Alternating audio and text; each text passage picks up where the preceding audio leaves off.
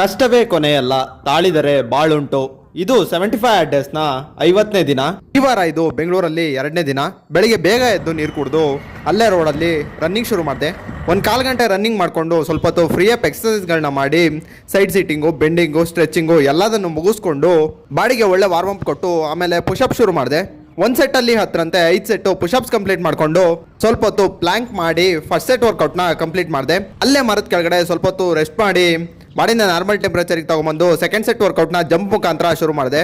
ಆಮೇಲೆ ಲೋಯರ್ ಅಬ್ಡಮನ್ಗೋಸ್ಕರ ಈ ಥರ ಎಕ್ಸಸೈಸ್ಗಳನ್ನ ಮಾಡಿ 100 ಸಿಟಪ್ಸ್ ಮಾಡಿ 100 ಬಸ್ಕಿ ಹೊಡೆದು ಸ್ವಲ್ಪ ಹೊತ್ತು ಎಲ್ ಸಿಟ್ ಟ್ರೈ ಮಾಡಿ ಕಾಲ್ಗಳಿಗೆ ಒಳ್ಳೆ ಎಕ್ಸಸೈಸ್ ಕೊಟ್ಟು ಅಲ್ಲೇ ಇದ್ದ ಕಲ್ಲನ್ನ ತಗೊಂಡು ಸ್ವಲ್ಪ ಹೊತ್ತು ಬೈಸೆಪ್ಸು ಟ್ರೈಸೆಪ್ಸ್ಗೋಸ್ಕರ ಈ ಥರ ಎಕ್ಸಸೈಸ್ಗಳನ್ನ ಮಾಡಿ ಸೆಕೆಂಡ್ ಸೆಟ್ ವರ್ಕೌಟ್ನ ಕಂಪ್ಲೀಟ್ ಮಾಡಿದೆ.